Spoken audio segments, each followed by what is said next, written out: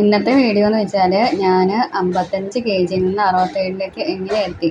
അപ്പോൾ എൻ്റെ ഒരു ആർത്രൈറ്റിസിൻ്റെ പ്രശ്നത്തെക്കുറിച്ച് ഞാൻ പറഞ്ഞിട്ടുണ്ടായിരുന്നു. അപ്പോൾ ആർത്രൈറ്റിസ് ഡയറ്റ് ആണ് ഞാനിപ്പോൾ എടുക്കാനായിട്ട് പോകുന്നത്. ഡോക്ടർ എൻ്റെ അടുത്ത് പറഞ്ഞത് ആർത്രൈറ്റിസിന് പ്രത്യേകിച്ച് വെയിറ്റ് ലോസ് ഒന്നും ഇല്ല, പക്ഷേ ഇച്ചിരി വെയിറ്റ് കുറയ്ക്കണമെന്ന് മാത്രമേ പറഞ്ഞിട്ടുള്ളൂ. ഇച്ചിരി എക്സസൈസ് ചെയ്യണമെന്ന് പറഞ്ഞിട്ടുണ്ടായിരുന്നു, കാരണം കാലൊക്കെ ഭയങ്കര വേദന ആയതുകൊണ്ട്.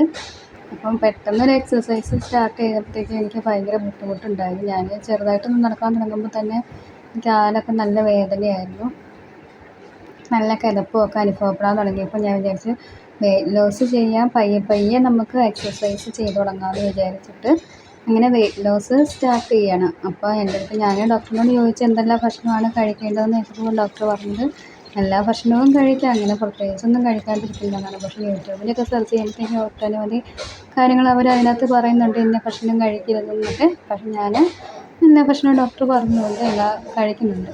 അപ്പോൾ ഇന്ന് രാവിലെ എന്താണ് ചപ്പാത്തിയായിരുന്നു, പിന്നെ ക്യാരറ്റൊക്കെ വെച്ചൊരു ജ്യൂസ് അടിച്ച് ക്യാരറ്റ് ജ്യൂസ് കഴിക്കുന്നത്.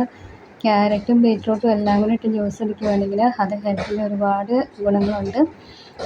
നമ്മുടെ ഹിമോഗ്ലോബിൻ കൂടാനും അതായത് രക്തമൊക്കെ കൂടാൻ അങ്ങനെ ഒട്ടനവധി ഗുണങ്ങളുണ്ട് ക്യാരറ്റ് ബീറ്റ്റൂട്ടൊക്കെ ജ്യൂസ് അടിച്ച് കുടിക്കുകയാണെങ്കിൽ.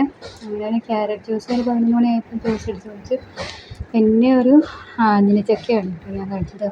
അത് കഴിച്ചപ്പോഴത്തേക്കും വയറ് ഫുള്ളായി. പിന്നെ ഉച്ചയ്ക്ക് ചോറുണ്ണാനായിട്ട് തോന്നിയില്ല, ചോറുണ്ടില്ല. പിന്നെ 4 മണിയായപ്പോൾ ഇടനേലയുടെ അപ്പം ഉണ്ടായിരുന്നു, അത് 2 എണ്ണം കഴിച്ചു. പിന്നെ ചായയും കുടിച്ചു.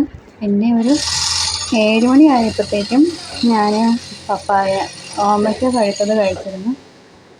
അങ്ങനെ ഇന്നത്തെ വെയിറ്റ് 3 അല്ലെങ്കിൽ 4 ലിറ്ററോളം വെള്ളം കുടിക്കാനായിട്ട് ശ്രദ്ധിക്കണം കേട്ടോ. ജ്യൂസായിട്ടോ വെള്ളമായിട്ടോ മധുരം ഇടാതെ വേണം